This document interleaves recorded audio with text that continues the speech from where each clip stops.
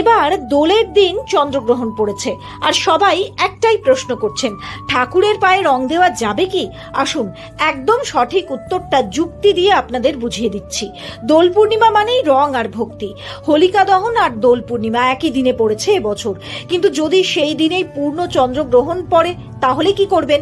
এদিন 3:20 গ্রহণ শুরু হচ্ছে আর 6:47 গ্রহণ শেষ হচ্ছে। শাস্ত্র মতে চন্দ্রগ্রহণের সময় প্রায় 9 ঘন্টা আগে সূতক শুরু হয়ে যায়। এই সূতক কালে মূর্তি স্পর্শ, ভোগ দেওয়া, নিয়মিত পুজো এগুলো বন্ধ রাখা হয়। তাই সূতক শুরু হওয়ার আগে ভোগ দিয়ে নিন। এবার গুরুত্বপূর্ণ প্রশ্ন, ঠাকুরের পায়ে রং দেওয়া যাবে তো?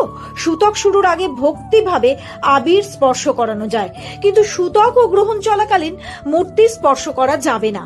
কিন্তু মনে রাখবেন, গ্রহণের সময় নাম জপ, গায়ত্রী মন্ত্র, হরিনাম অনেক গুণ ফলদায়ক বলে মানা হয়, কিন্তু মুখে না, ভুলেও এটা করবেন না, মনে মনে জপ করবেন। মানেটা কি দাঁড়ালো? রঙের নিয়ম বদলাতে পারে কিন্তু ভক্তি থামবে না। আকাশে গ্রহণ লাগতে পারে কিন্তু হৃদয়ের ঈশ্বর কখনো গ্রহণে পড়েন না। তাই কমেন্টে লিখুন হরি বল। Download ShareChat.